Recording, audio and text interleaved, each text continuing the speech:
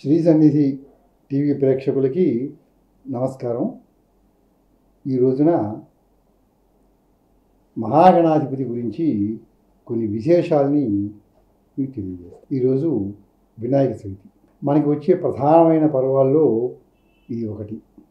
భాద్రపద మాసంలో శుక్లపక్షంలో చతుర్థి నాడు గణపతి పూజ చేస్తున్నాం. ఈ మహాగణాధిపతి యొక్క గొప్పతనాన్ని గురించి, అది ఎలా ఏర్పడింది అనే విషయాలను గురించి కొంచెం జ్యోతిషశాస్త్ర విషయాలకి కలిపి నేను మీకు వివరణ చేస్తాను. ఎందుకంటే మన పండగలన్నీ కూడా నక్షత్రాలతోటి సంబంధించినవి, తిథులతోటి నక్షత్రాలతోటి సంబంధించిన ఈ పండగలన్నీ.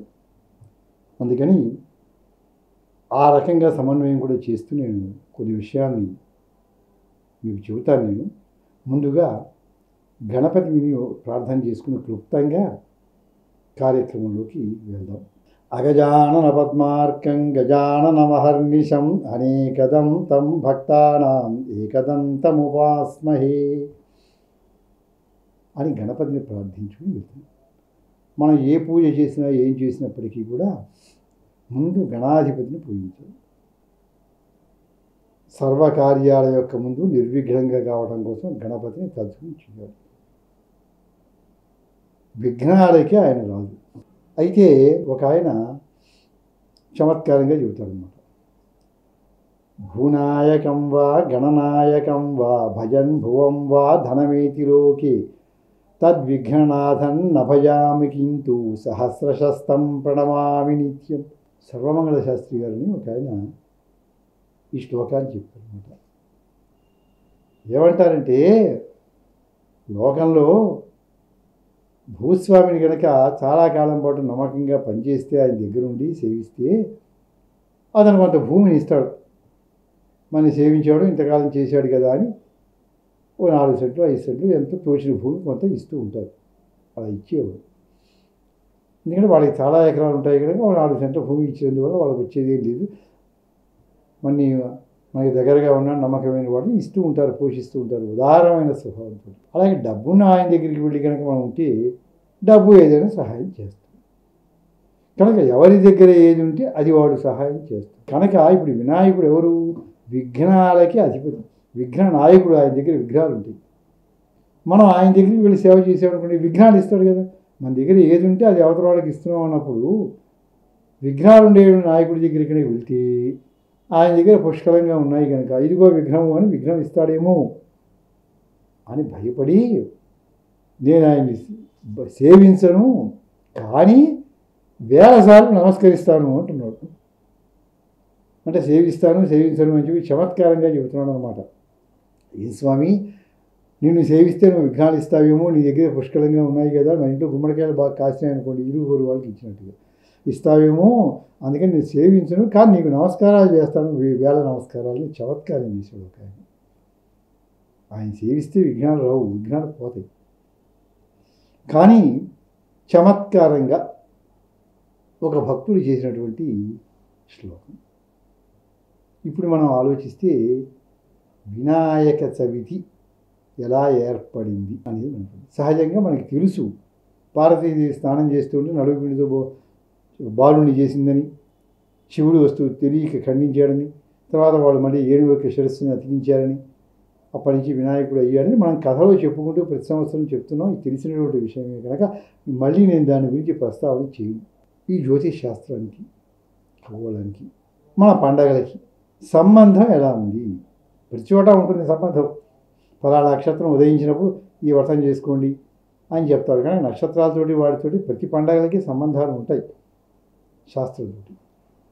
ఈ వినాయక చవితికి సంబంధం ఏమిటి అంటే, ఇది హస్త నక్షత్రం ఉంటుంది. హస్త నక్షత్రము సూర్యోదయమునకు ముందు తూర్పు దిక్కున ఆకాశంలో ఉదయిస్తుంది. ప్రతి నక్షత్రము కూడా సూర్యోదయ సమయానికి ముందు సూర్యుడు ఉదయించడానికి ముందు ఆకాశంలో ఉంటుంది. తూర్పు దిక్కున ఏదో ఒక నక్షత్రం తిరుగుతూ ఉంటుంది. హస్త నక్షత్రం తూర్పు దిక్కున సూర్యోదయం కంటే ముందు ఉదయించేటువంటి రోజు వినాయక చవితి. అందుకని ఆ రోజు ప్రార్థిస్తాం. అయితే హస్త నక్షత్రానికి వినాయకుడికి సంబంధం ఏమిటండి అని అడుగుతారు. హస్త నక్షత్రము ఏనుగు యొక్క ముఖం ఆకారంలో ఉంటుంది. అందుకని వినాయకుడికి కూడా ఏనుగు ముఖం ఉన్నది అని మనం కావ్యాల్లో వర్ణనలు చూస్తాం, పురాణాల్లోనూ వేదాల్లోనూ కూడా. హస్తిముఖుడు. ఇక ఈ హస్త నక్షత్రం అనేటువంటిది కన్యారాశిలో ఉంటుంది. 12 రాశులు ఉన్నాయి. మేషం, వృషభం, మిథునం, కర్కాటకం, సింహం, కన్యా, తుల, వృశ్చికం, ధనుస్సు, మకరం, కుంభం, మీనం అని 12 రాశులు ఉన్నాయి రాశి చక్రం. అయితే కన్యా రాశిలో హస్త నక్షత్రం ఉంటుంది కనుక దానికి వినాయకుడికి సంబంధం. కన్య అంటే వివాహము కానటువంటి ఆడపిల్ల అని అర్థం. బ్రహ్మచారిణి అని అర్థం కన్య అంటే. అందుకని ఆ నక్షత్రంతో సంబంధం, ఆ రాశితో సంబంధం ఉంది కనుక వినాయకుడిని ఏమని చెప్తున్నామంటే బ్రహ్మచారి అని వర్ణిస్తుంది. అయితే మళ్ళీ సందేహం వస్తుంది. అయ్యా, ఆయనకి సిద్ధి బుద్ధి అనే భార్యలు కూడా ఉన్నారు కదండి, ఆయన బ్రహ్మచారి ఎలాగా? సరే, అది వేరే విషయం. ఎందుకంటే సిద్ధి బుద్ధి అనేటువంటి శక్తులు, ఆయనకు ఉన్నటువంటి మహిమలు, శక్తులు, వాటిని స్త్రీ రూపకంగా భావన చేసామన్నమాట. అంతేగాని మామూలు వాటి స్త్రీ రూపకంగా కూడా ధ్యానం చేసుకోవచ్చు, అవి శక్తులు అన్నమాట. తర్వాత కన్య బ్రహ్మచార్యాన్ని పాటిస్తుంది. బ్రహ్మచార్యాన్ని కూడా అనొచ్చు కన్యని, కన్యాత్వం అనాలి, కానీ బ్రహ్మచారిగా ఉంటుంది కన్య అని అంటాం. అది పురుషుడికి వర్తిస్తుంది కదా అని అంత లోతుగా అక్కర్లా. ఎందుకంటే అమ్మవారి నామాల్లోనే ఉంది వివరణ. కావాలంటే బ్రహ్మచారిణి అని పేరు ఉంది అమ్మవారికి, కనుక అనకూడదు అని లేదు. బ్రహ్మ పదార్థం నుండి ఎవరైతే సంచరిస్తూ ఉంటారో వాళ్ళందరూ, స్త్రీ అయితే స్త్రీ, పురుషుడైతే పురుషుడు. నిని ప్రత్యయం కనుక బ్రహ్మచారి అంటాం. స్త్రీలింగంలో గుణిని అన్నట్టుగా బ్రహ్మచారిణి అని అంటే తప్పు. కనుక ఆ సంశయం తీసేయండి. ఇకపోతే కన్యా రాశిలో ఉదయిస్తుంది. కన్య బ్రహ్మచర్యంతో ఉంటుంది, వివాహం కానటువంటిది కనుక విఘ్నేశ్వరుడు కూడా బ్రహ్మచారి అనే సంబంధం కనిపిస్తుంది. తరువాత పాలవెల్లి ఒకటి కడదాం. మనం ఏ దేవుడికి ఎప్పుడు చేసినప్పుడు పాలవెల్లుడు అనేది లేదు, కానీ వినాయక చవితి వస్తుందంటే సందడి, ఆబాల గోపాలము, సందడి, ఒక ఉత్సాహం, సంతోషం. బాలగణపతి అని కనుక గణపతికి కోపం వచ్చినట్టుగా ఎప్పుడు కథలో లేదు, ఎక్కడో 1-2 గాథల్లో తప్ప ఎప్పుడు కూడా ఆయన ప్రశాంత స్వరంతో, ముఖంతో ఉంటాడు. ఇప్పుడు కూడా వాక్కు ప్రశాంతంగా ఉంటుంది. ప్రశాంత స్వరము, ప్రశాంత ముఖము, ప్రశాంత ఆకారం. అయితే హస్త నక్షత్రం ఒక పొందిక, ఒక నక్షత్రం కాదు, మిగతా నక్షత్రాల యొక్క పొందిక చూస్తే ఏనుగు ముఖం ఆకారంలో ఉంటుంది కనుక ఈ దేవతని కూడా మనం గజముఖుడు అంటున్నాం. ఏనుగు ఆకారంలో ఈ ముఖం అనేది మనకు కనిపిస్తూ ఉంటుంది. తరువాత కన్యా రాశికి బుధుడు అధిపతి. కన్యా రాశికి అధిపతి ఎవరు అంటే బుధుడు. ఆ బుధుడు యువరాజు. నవగ్రహాల్లో ఒక్కొక్క గ్రహం ఇలా ఉంటుంది అని చెప్పారు. దాంట్లో సూర్యుడు గ్రహరాజు, బుధుడు యువరాజు. అందుకని గణపతి కూడా ఎప్పుడు యవ్వనంలోనే ఉంటాడు. విగ్రహాల్లో కూడా గణపతి నవయవ్వనంతో ఉంటాడు అనమాట. అంతేకాని ముసలి రూపంగానే అట్లా ఉండదు. అది ఒకటి. తరువాత బుధుడి యొక్క రంగు ఏంటంటే ఆకుపచ్చ రంగు. గణపతికి కూడా ఆకుపచ్చగా ఉండే వస్తువులతో పూజ చేస్తాం.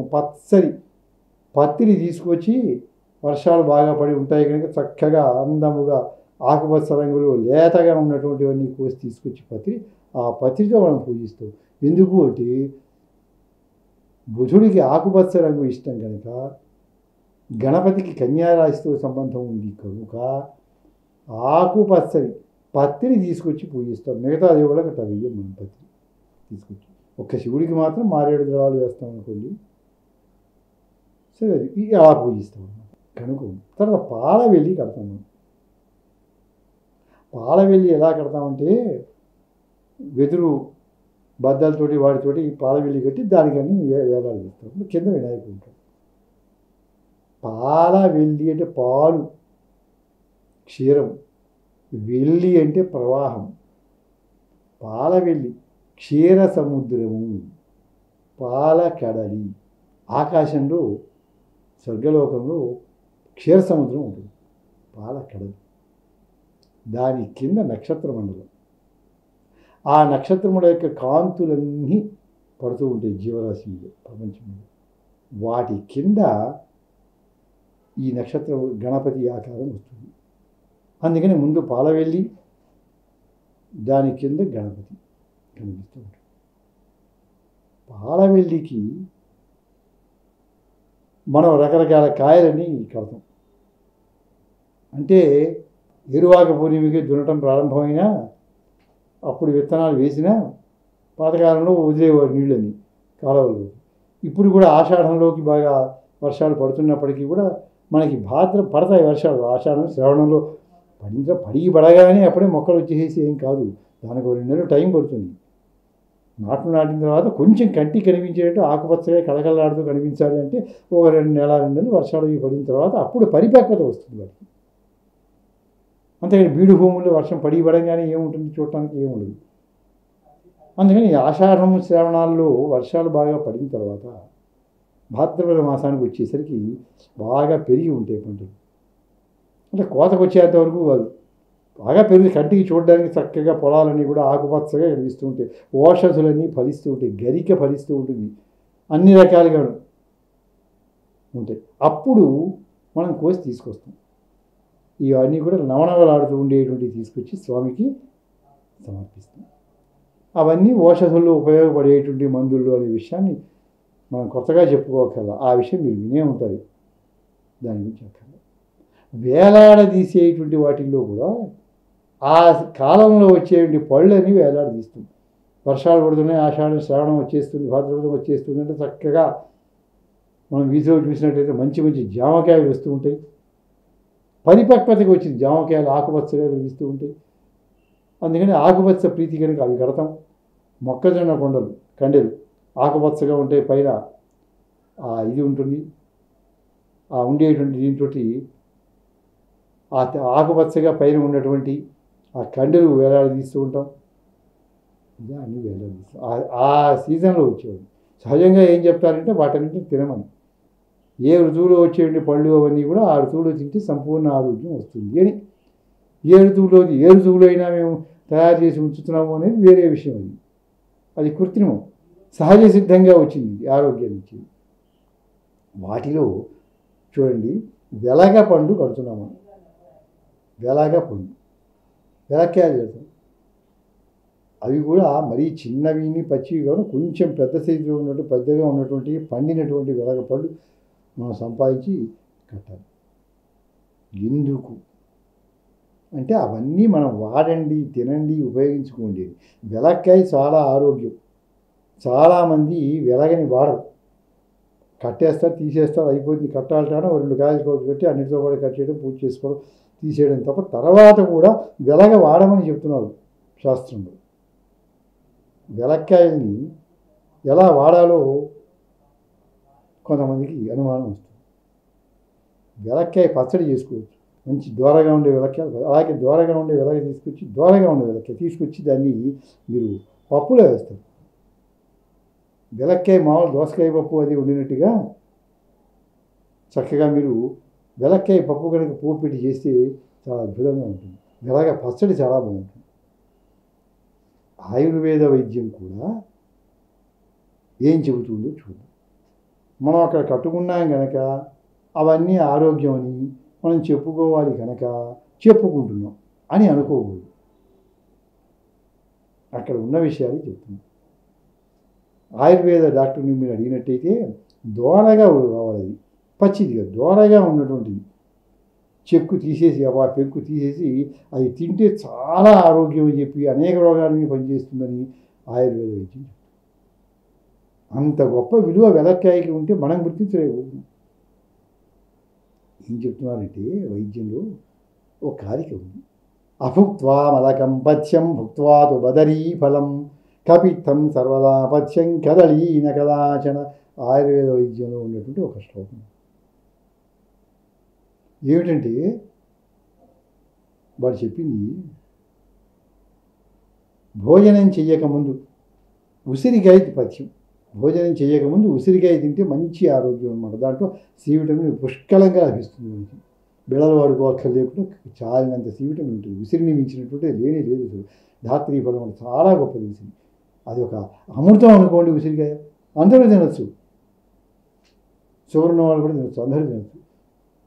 ఆ ఉసిరికాయ ఎప్పుడు తినాలంటే భోజనానికి ముందు తినాలి. అందుకే అన్నం తినే ముందు ఉసిరికాయ పచ్చడి, నిమ్మకాయ పచ్చడితో ముందు తింటాం అన్నమాట. కడుపులో రకరకాల ఆమ్లాలన్నీ వచ్చి ఉంటాయి, ఆకలి వేస్తూ ఉంటుంది కదా, అప్పుడు మందులాగా చక్కగా జీర్ణశక్తిని పెంచడానికి పనికొస్తుందని ముందు తినమంటారు. దాని మీద చాలా ఉంది, అది పక్కన పెడదాం. అలాగే భోజనం చేసిన తర్వాత రేగుపళ్ళు తినాలి. భోజనాలు 12 1 గంటకు అయిపోయిన తర్వాత 1 గంట 2 గంటలు వ్యవధానం ఇచ్చిన తర్వాత చక్కగా రేగుపళ్ళు పెట్టుకుని మీరు తింటే మంచి మంచి రేగుపళ్ళు మంచి ఆరోగ్యం, అప్పుడు తినాలి. అలాగే అరటి పండ్లు మాత్రం ఎప్పుడు పడితే అప్పుడు తినకూడదు, చాలా ఎక్కువగా వాడకూడదు. అలాగే కానీ వెలగా ఉంది చూసారా, అది ఎప్పుడైనా తినవచ్చు అని శాస్త్రంలో చెప్పింది. భోజనానికి ముందు తినచ్చు, భోజనంలో తినచ్చు, భోజనం అయ్యాక తినచ్చు, రాత్రి తినవచ్చు, పగలు ఎప్పుడైనా తినవచ్చు. సర్వకాల సర్వావస్థలు ఎందుకు తినదగినటువంటిది వెలగ పండు అని చెప్పి మనకి శాస్త్రాలు చెప్తారు. అవి మనం వాడుకుంటే సంపూర్ణ ఆరోగ్యం. ప్రకృతి మనకి ఇచ్చింది, అవి వాడుకుందాం. అవన్నీ ఆ పక్కన పెట్టి చేసుకుని మనం మళ్ళీ అనారోగ్యాలు తెచ్చుకోవడం కాకుండా. తరువాత ఇంకోటి ఏంటంటే, నక్షత్ర మండలంలో ఆనాడు ఈశాన్య దిక్కు నుండి, బాగా మీరు గమనించండి ఈ విషయాన్ని, ఈశాన్య దిక్కు నుండి నైరుతి దిక్కు వరకు కొన్ని నక్షత్రములు వరుసగా పేర్చబడి ఉంటాయి. వాటికి నాగవీధి అని పేరు. ఇంకా చాలా ఉన్నాయి, గజవీధి, ఐరావతి వీధి ఉన్నాయి. అవన్నీ కొంచెం లోతుగా చూడవలసిన విషయం. నిదానంగా వాటి గురించి వివరణ ఇస్తాను, తెలుసుకోవచ్చు. ఇప్పుడు ఏంటంటే, ఈశాన్య దిక్కు నుండి నైరుతి దిక్కుగా ఆకాశంలో ఉన్న నక్షత్రాల యొక్క వరుస ఏదైతే ఉంటుందో దాన్ని నాగవీధి అంటారు. దీనికి దేవీ భాగవతంలో కూడా మీకు ప్రమాణం కనిపిస్తుంది. నేను చెప్తున్న విషయాలన్నీ కూడా శాస్త్రాల్లో వేదాల్లో ఉన్న విషయాల్ని మీకు నేను తెలియజేస్తున్నాను తప్ప కొత్తగా నేను ఊహించి ఏమి చెప్పను. అక్కడ ఉన్న విషయం ప్రజలందరికీ తెలియదు, అందరూ తెలుసుకోవాలి, అది కాంక్ష. అందుకని ఆ నక్షత్రముల యొక్క వరుస అలా ఉంటుంది కనుక నాగవీధి కనుక దానికి సంకేతముగా గణపతికి పొట్ట ఈ యజ్ఞోపవీతాన్ని వేశారు. భుజం మించి యజ్ఞోపవీతం వేస్తారు, అది దానికి సంకేతం. తరువాత ఆశ్లేష నక్షత్రం ఉంటుంది. ఈ ఆశ్లేష నక్షత్రానికి అధిపతి సర్పాలు. అందుకని ఆ సర్పాలతోటి ఈ పొట్టని, ఆయన యొక్క ఉదరాన్ని, పొట్టని కట్టేసినట్టుగా మనకి విగ్రహాల్లో కనిపిస్తూ ఉంటుంది. తరువాత పాతకాలంలో, అంటే ఇప్పుడు మారిపోయింది, వ్యవసాయం చేసిన తర్వాత ధాన్యం అంతా కూడా తూర్పార పడుతూ ఉంటారు. చేటల్లో పట్టుకుని అందరూ కూడా జల్లిస్తూ ఉంటారు. పొల్లు, ఆ తాలు ఏదైతే ఉంటుందో తుష అదంతా కూడా పక్కన పోసేస్తూ ఉంటారు. పొట్టు అంతా వస్తూ ఉంటుంది, అదంతా కూడా ధాన్యం పొట్టు. మరి ధాన్యం అంతా ఇటు వచ్చేస్తుంటుంది. దాన్ని తూర్పార పట్టడం ఉంటుంది. అలా వేరు చేస్తారు. దానికి అటువంటి చేటలతో వాడతారు. ఆ చేటలకి సంకేతంగా గణపతి యొక్క చెవులు కూడా పెద్దవి ఉంటాయి. అంటే ఏంటి, ప్రపంచంలో మంచి చెడు రెండూ ఉంటాయి. మనం ఏం చేయాలంటే మంచిని గ్రహించి చెడుని వదిలేయాలి. ధాన్యం తీసుకుంటున్నాము, అదే చెప్పారు, తుషం ధాన్యార్థి తుషం చేయైతే చెప్తున్నారు అనమాట. అంటే బియ్యపు గింజలని తీసుకుని పైన ఉండే వడ్ల పైన ఉండే పొట్టు ఉంటుంది అదంతా వదిలేస్తాం. అలాగే మంచి తీసుకుని చెడు వదిలేయాలంటే సంకేతం. అందుకని ఆయన యొక్క చెవుడు శూర్పాకారముగా చెప్పబడి ఉంది. ఆయన ఆకారంలో ఇవన్నీ మనకు కనిపిస్తూ ఉంటాయి అన్నమాట గణపతికి.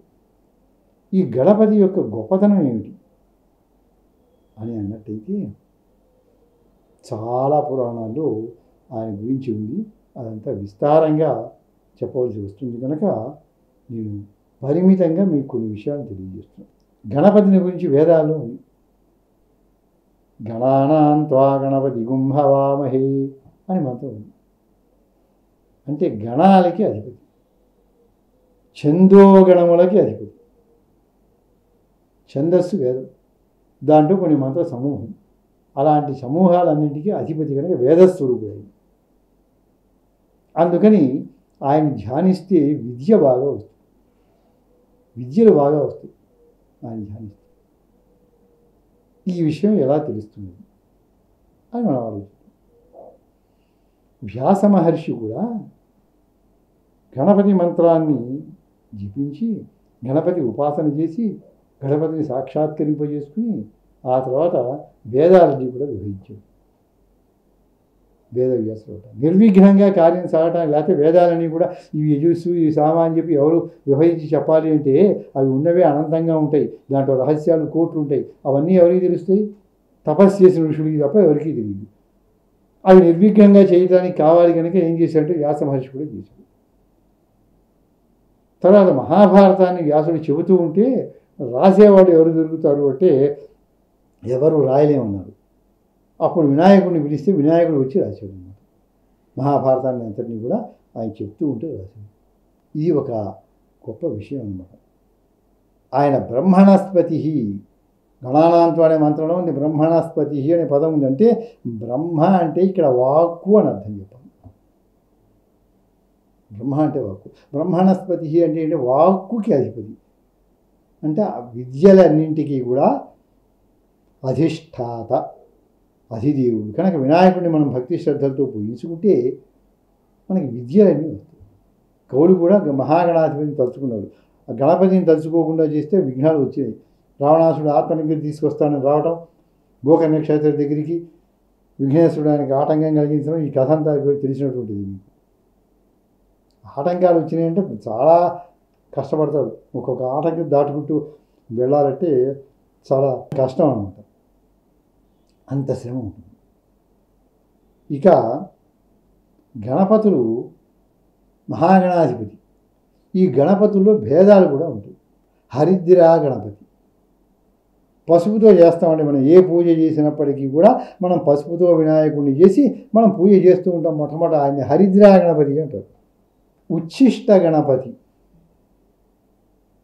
అవి ఒక దేవుడు ఉంటాడు ఉచ్ఛిష్ట గణపతి. గణపతిలో భేదం అనమాట.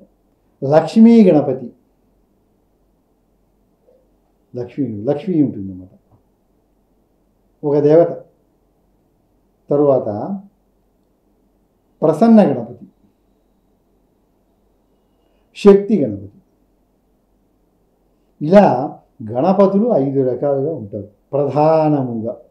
అంటే మిగిలినవి అప్రధానం అనుకోకండి, ఒక పద్ధతిలో చెప్పారు. వీళ్ళు 16 మంది ఉంటారు షోడశ గణపతులు అంటే. మీరు కాశీ వెళ్తే 64 మంది ఉంటారు గణపతి.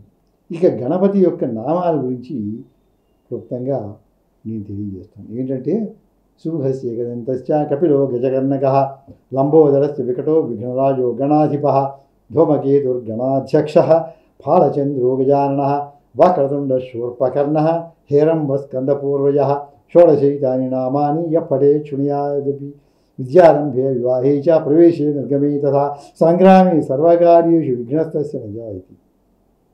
ఎక్కడికైనా ప్రయాణం చేస్తూ బయలుదేరినప్పుడు కానీ, వివాహ విషయాల్లో కానీ, ప్రతి పనికి ముందుకు కొని మనం వినాయకుడిని తలుచుకుంటే నిర్విఘ్నంగా సాగుతుంది. ఈ నామాలకి అర్థాలు చెప్పుకోవాలి. అయితే మీకు తెలిసినటువంటివి కొన్ని అర్థాలు కనుక నేను వాటిని గురించి మళ్ళీ చెప్పను. సుముఖ, మంచి ముఖం కలిగిన వాడు, ఇవన్నీ తెలుస్తూనే ఉన్నాయి. అక్కడ ఏం చెప్తున్నానంటే వీటి గురించి పేర్లలో గణపతి అక్కడ వివరణ ఇస్తాను మీకు. సాధారణంగా గణపతి అంటే గణాలకి అధిపతి, చందోగణాలకి అధిపతి, జనసమూహానికి అధిపతి, అంటే లీడర్ అన్నమాట అని అర్థం చెప్పుకుంటాం. కానీ అది సామాన్యమైనటువంటి అర్థం. మీరు బ్రహ్మవైవర్త పురాణం కనుక చూసినట్టయితే ఏం చెప్తున్నానంటే గా అంటే జ్ఞానం, నా అంటే మోక్షం.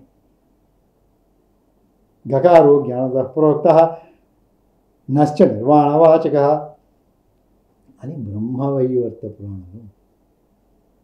అందుకని ఏం చెప్పుకోవాలంటే మనం చెప్పుకోవాల్సింది జ్ఞానానికి మోక్షానికి అధిపతి కనుక గణపతి. అది రహస్యమైనటువంటి అర్థం. అలాగే ఏకదంత ఏకదంత అన్నప్పుడు మనకి తెలుసు ఒక దంతం కలిగిన వాడు అని. సముద్ర తీరంలో ఇద్దరు రాక్షసులు తనుకుంటున్నారు. ఎందుకంటే రాక్షసులకి పని ఏంటంటే తనుకోవడమే. తిని కూర్చొని తనుకుంటున్నారు అంటారు సార్, అట్లా అనమాట. అప్పుడు గణపతి చూసి ఏం చేశాడంటే ఒక దంతాన్ని పెరికి కొట్టాడు అని. మహాభారతం రాసినప్పుడు కూడా ఒక దంతాన్ని పెరికి రాశాడు అని ఒక యుగంలో అలా కూడా జరిగింది. కనుక ఒకే దంతము కలిగిన వాడు కనుక ఏకదంతుడు అని మీకు తెలిసినటువంటి విషయమే. కొత్తగా చెప్పడం తెలియవలసిన విషయం ఏంటంటే ముఖ్యమైనటువంటి గొప్ప బలం కలిగిన వాడు అర్థం. గణపతి అంత బలశాలి ఎవరు లేరు ప్రపంచంలో.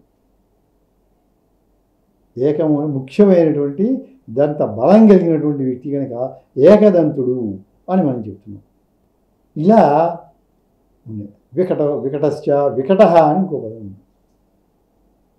సాధారణంగా వికట అంటే ఏమనుకుంటాం? వికారమైన రూపం కలిగిన వాడు మనం అనుకుంటాం. కాదు, వికట అంటే ఇంకొక అర్థం ఉంది. సుందరుడు అని అర్థం ఉంది. సుందరుడు సరే, వేశ్యాల శంకటచో అని వ్యాకరణం తీసేద్దాం. సుందరుడు అని అర్థం ఉంది. అందమైనవాడు. ఎవరికైనా సందేహం ఉందా ఈ విషయంలో? గణపతి చాలా అద్భుతమైన సౌందర్యంతో ఉంటాడు. అట్లా వికట కవి అన్నాం. తెనాల రామకృష్ణుని వికట కవి అన్నాం. అంటే అర్థం లేకుండా, అన్వయాలు కుదరకుండా, సమాసాలు కుదరకుండా, వర్ణనలు కుదరకుండా ఎలా పడితే అలా రాసేసి అవునంటే కాదంటే అవునని రాశాడు ఆయన. అందంగా రాశాడు, అద్భుతంగా రాశాడు. పాండురంగ మహాత్యం చాలా అద్భుతంగా ఉంటుంది చూడండి. కనుక వికట శబ్దానికి సుందరుడు అనే అర్థాన్ని చెప్పుకోవాలి. ఇక్కడ ఆయన చాలా అందగాడు. ఆయన అందగాడని చెప్పి మనం ఎలా ఒప్పుకుంటామంటే ఇక్కడ ఒక రహస్యం ఉంది, గొప్ప రహస్యం. ఏమిటంటే పుణ్యక వ్రతం అని ఒక వ్రతం ఉంది. ఆ వ్రతాన్ని చేస్తే అందమైనటువంటి కొడుకు వ్రతం. అలా వ్రతం చేసిన తర్వాత శ్రీకృష్ణుడు జన్మించాడు. అందుకని శ్రీకృష్ణుడు గొప్ప అందగాడు, అద్భుతమైన సౌందర్యం, దివ్యమంగళ విగ్రహం అయింది. అలాగే ఈయన కూడా పుణ్యక వ్రతం ఆచరించినందువల్ల జన్మించినటువంటి వ్యక్తి అని కొన్ని పురాణాలు ఉంది. ఇక్కడ ఇంకొక రహస్యం కూడా ఉంది, అది కూడా చెప్తారు. అసలు శ్రీకృష్ణుడి యొక్క అంశే వినాయకుడు. ఇది రాంగ్ స్టేట్మెంట్ కాదండి. ఇలా చెప్పారేంటి అనుకోకుండా, అలా ఉన్నది. శ్రీకృష్ణుడి యొక్క అంశే వినాయకుడు. అందుకని వినాయకుడిని పూజిస్తే మీకు అందమైన బిడ్డలు కూడా కలిగే అవకాశం ఉంటుంది. ఇంకా ఆయన గొప్పతనం ఏంటంటే పరశురాముడిని తొండంతో చుట్టేసి ఇతర లోకాలకి పంపించాడు. అటువంటి గొప్ప పని పరశురాముడే. శ్రీమన్నారాయణుడి యొక్క అవతారం కదండి ఆయన. పరశురాముడు అంటే సామాన్యం. అతన్ని తొండంతో చుట్టేసి గోలోకానికి తీసుకెళ్ళి చూపించాడు అనమాట. ఇలా ఉంటుంది. అటువంటి మహిమలు ప్రదర్శించినటువంటి వ్యక్తి గణపతి. చక్కగా గణపతి పూజ మనం చేసుకుందాం, గణపతి ప్రార్థనలు చదువుకుందాం. అందులో పిల్లలకి గణపతికి పిల్లలంటే ఎక్కువ ఇష్టం. తెలిసిన పిల్లలందరూ కూడా జేజేలు కొట్టుకుంటూ గణపతికి పూజలు చేసేటట్టుగా మనం చేద్దాం. అయితే మనం ఆధ్యాత్మిక చింతనలో ఉంటున్నామా లేకపోతే వెనక్కి వెళ్తున్నామా అని ఆలోచించుకోవాలి. మన కాన్సెప్ట్కి భిన్నంగా మనం ప్రవర్తించకూడదు కదా. ఇప్పుడు కూడా ఒక ఫోటో ఒకళ్ళు పెట్టి దాన్ని అవమానిస్తే ఈయన కోపం వచ్చింది. వివేకానందుడు ఇతర దేశాలు వెళ్ళాము, నేను ఫోటోనే కదయా అవమానించింది, నీ వాళ్ళని కాదు కదా, ఆయన నీ తండ్రి కావచ్చు కానీ నేను కాదు కదా అని. అయినప్పటికీ కూడా తండ్రి అనే భావంతో ఫోటో ఉంది కానీ నువ్వు అవమానిస్తే మేము బాధపడుతున్నాం అని చెప్పారు కదా. అలాగే విగ్రహారాధన కూడా మనం చేసుకుంటాం. అటువంటిది మనకి నమ్మకం ఉన్నది, విశ్వాసం ఉన్నది భగవంతుని మీద అని ఉండాలి. భగవంతుని మీద విశ్వాసం లేకుండా మనం ఏం చేసినా ఫలించవు. మేము అవి చేసాం ఇవి చేసాం ఇవి చేసాం ఇవి చేసాం. విశ్వాసం ఎక్కడుంది అసలు? ఫార్మాలిటీగా చేయకూడదుగా, విశ్వాసంతో చేయాలి. చేస్తే ఫలిస్తుంది. దేవుడు అనుగ్రహించాలంటే మన విశ్వాసం ఉంటే దృఢమైన విశ్వాసం ఉండాలి. శ్రద్ధా విశ్వాస రూపాభ్యాం అలాంటి శ్రద్ధా విశ్వాసం ఉండాలి. మనం గమనించాల్సింది ఏంటంటే వినాయకుని గురించి మనం బొమ్మలని గీసుకుని ఎలా పడితే అలాగా మనం ఆయన గురించి హాస్యమైన వ్యాఖ్యానాలు చేసుకుంటూ పత్రికల్లో ఎక్కడైనా చేస్తే అది సమంజసమా అని మనం ఆలోచించాలి. మన తండ్రి యొక్క ఆ ఫోటో ఉంది, ఫోటోనే కదా అని ఎవడో కొట్టాడు, దెబ్బ చేశాడు, గుడ్డ విసేసాడు, ఏదో చేశాడు, మనం బాధపడుతున్నాం కదా. దాన్ని మన భావం అక్కడ ఉంది కనుక ఆ భావాన్ని దెబ్బతీస్తున్నాం అనుకుంటున్నప్పుడు మనం వినాయకుడి మీద జోక్స్ వేసుకోవడము, రకరకాలుగా వేయడం, అదంతా మనం నవ్వుకుంటూ ఉంటాము. భక్తి ఎలా అవుతుంది? ఇది భక్తి అంటే ఏమిటి? సరే, ఇప్పుడు మళ్ళీ ఇంకా ఆ విషయంలోకి వెళ్ళకుండా శ్రద్ధ కదా, భక్తి కదా. నీకు భక్తి ఉండే వ్యక్తిని నువ్వు విమర్శిస్తూ హేళనగా హాస్యంగా మనం మాట్లాడతాం. భక్తి ఉంటే గురువుని గురించి హేళనగా మాట్లాడితే మహాపాపం వస్తుందని శాస్త్రాలు. గురువు ఎలాంటి వాడైనా కానీ నువ్వు ఆయన గురించి హేళనగా చెప్పు. అలాగే దేవుడి గురించి మనం హేళనగా చెప్తామా చెప్పండి? దేవుడిని మనకు విశ్వాసం ఉంది, మన సంప్రదాయం ఉంది, మనకు విశ్వాసం ఉంది, భారతీయ సంస్కృతి మా తరతరాలుగా వస్తున్న వారసత్వం అనుకుంటున్న మనము ఆయన మీద జోక్స్ వేసుకోవడం. తర్వాత ఏంటంటే ధర్మానికి విరుద్ధంగా ఉండే పనులన్నీ ఆయన కూర్చోబెట్టుకుని చేస్తూ ఉంటాం. ఆయన విగ్రహాలు అక్కడే పెట్టుకుని ఏం చేస్తామంటే మనకి తోచినట్టుగా వీళ్ళు ప్రవర్తించడం. ఇవి భక్తి మార్గం కాదు కదా. చూసిన వాళ్ళు ఏమనుకుంటారు? ఇదంతా మతంలో ఉంది కాబట్టి వెర్రిధరలు వేస్తుంది మతం అంతా అని అనుకోరు. వెర్రిధరలు వేయలా, చక్కగా అక్కడ చెప్పింది ధర్మబద్ధంగా అలా చేసుకుంటే చక్కగా ఉంటుంది. అది సంప్రదాయం చక్కగా చేసుకోవడం అందరికీ ఆదర్శవంతంగా ఉంటుంది. మనం అందరం కలిసిమెలిసి ఉంటాం, క్షేమంగా ఉంటాం, లాభంగా ఉంటాం, చక్కగా సమన్వయంతో ఉంటాం, బాగుంటుంది. ఈ ఆయన విగ్రహాలు పెట్టుకుని మనం చేయకూడదు. పెద్ద పెద్ద వాద్యాలు పెట్టామనుకోండి, పక్కన ఎవడో రోగిగ్రస్తుంటాడు, వాడి గుండెల మీద కొడుతున్నట్టు ఉంటుంది ఈ సౌండ్స్కి. లేదా ఆయన మీద జోక్స్ వేసుకుంటూ ఉంటాం పత్రికల్లో. ఆయన పెట్టుకుంటూ మనం ఆయన అక్కడే కూర్చోబెట్టుకు ఇతర పనులు చేస్తాం. ఇవన్నీ చూస్తే ఎవరికైనా ఏమనిపిస్తుందంటే, ఏమండి ఆధ్యాత్మికత్వం గొప్పదంటారు కదా, ఇవన్నీ ఏమిటండి అంటే మరి ఇవన్నీ తప్పి ఆ మతం ఎక్కడ లేదు. ఆధ్యాత్మిక జీవులు ఇలా చెప్పాలి అక్కడ. తర్వాత వినాయకుడిని మట్టితోటే చేయవలెను అని శాస్త్రంలో ఉంది. మృత్ప్రతిమ, మట్టితో విగ్రహాన్ని చేసి దాన్ని పూజించండి. మీరు భావన కోసం భక్తి కోసం పక్కన రంగు వినాయకుడిని పెట్టుకోవచ్చు, తప్పు లేదు. పింగాడితో పెట్టుకోవచ్చు, విగ్రహం పెట్టి అలా పెట్టుకోవచ్చు. నిమజ్జనం చేసేటప్పుడు మట్టి వినాయకుడిని తీసుకొని నీళ్లలో నిమజ్జనం చేయాలి తప్ప రంగు వినాయకుడిని కానీ ప్లాస్టర్ ఆఫ్ ప్యారిస్ కానీ ఇలాంటివి చేసి పెద్ద పెద్ద విగ్రహాలు తీసుకొచ్చి లోహాలతో చేసి ఆ నదుల్లో పడేస్తూ ఉంటే నదుల యొక్క పారిశుద్ధ్యం పోతుంది. వారు చెప్పింది ఏంటంటే మట్టి ప్రతిమతోటి పూజ చేసి చేయండి. అక్కడ శాస్త్రంలో చెప్పింది అది, చెప్పంది మనం చేయడం దేనికి అసలు? చెప్పంది చేయకూడదు, చెప్పింది చేయాలి. వాళ్ళు అదే చెప్తుంది. ప్రతిదానికి కూడా వచనా ప్రవృత్తి వచనా నివృత్తి అంటున్నాం. శాస్త్రంలో ఏముందో అది చేద్దాం మనం అందరం, వద్దు అనేది మనం. ఇంకొక జీవికి హింస లేకుండా, అహింస పరమో ధర్మ అన్నాడు, అహింస అన్యత్ర భూతేభ్య అని చెప్తూ ఉంటే శాస్త్రాల్లో ఏం చెప్తున్నాయంటే మీరు ఏ పండగ చేయండి, ఏం చేయండి, ఇంకొక జీవిని హింసించకుండా మనం చక్కగా చేసుకుంటాం. అప్పుడు భగవంతుడు మనకి అనుగ్రహిస్తాడు, సకల విద్యల్ని మనకి ప్రసాదిస్తాడు ఆయన. దీంట్లో తిరుగులేదు. కవులు కూడా ఎట్లా వర్ణించారో 1-2 శ్లోకాలు మాత్రం చెబుతాను. ఇది పెద్ద వర్ణన ఉంది. గణపతి అనుగ్రహంతో ఎట్లా వచ్చారు. శంకరాచార్యుల వారు పంచాయతన పూజ స్థాపించి దాంట్లో గణపతిని స్థాపించారు.